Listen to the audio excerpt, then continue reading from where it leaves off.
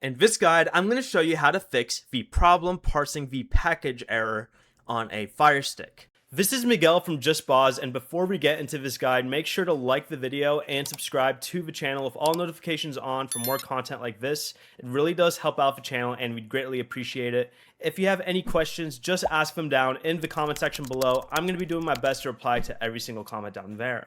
First, delete the APK and download it again because the file may be incomplete or corrupted. Then go ahead and open Downloader and select Files from the left menu. Highlight the APK and press the menu button and choose Delete. Then download the file again from a trusted source. If the error continues, make sure the APK supports your Firestick's Fire OS version and processor.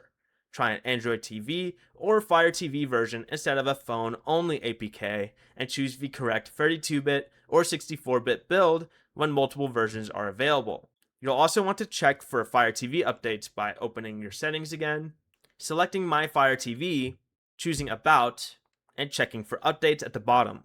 If every version produces the same parsing error, the app is not compatible with your Firestick and cannot be installed reliably.